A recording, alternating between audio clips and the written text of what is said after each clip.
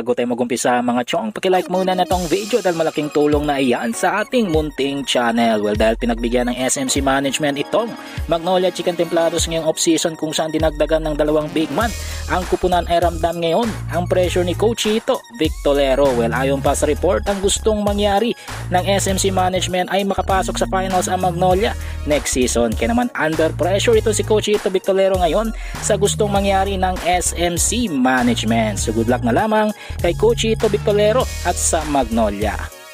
Ibang balita, punta naman tayo sa Philippine Basketball Association o PBA na naghahanap ngayon ng additional 2 teams na pwedeng pumasok sa liga. Well, ayon pa sa report, nag-convene ang PBA Board of Governors kasama si Kume Willie Marshall kung saan inutusan ng mga governors itong si Kume Marshall na maghanap ng 2 kumpanya na willing sumali sa PBA. Pero ayon naman sa mga fans, maganda ang layunin ng mga opisyales ng liga, pero paano kung malaki at bigating kumpanya ang gustong sumali? Papayag naman kaya ang SMC at MVP Group? Well, panguli sa ating balita mga chong, patungkol naman sa controversial player ng TNT Tropang Giga na si Mikey Williams na matagal nang napabalitang gustong maglaro kasama ang Barangay Ginebra. Pero ang tanong, gusto kaya itong kunin ng Gene Kings? Well, ayon pa sa mga insiders, totoo na gusto ni Coach Tim Cone ang laro ni Mikey Williams. Pero ang problema ay ayaw ng SMC Management ang attitude nito patungkol sa kanyang salary na super demanding. At ganun din naman ang iba't ibang PBA teams. Well mga chong, nandito na lang ang ating balitang PBA. At syempre,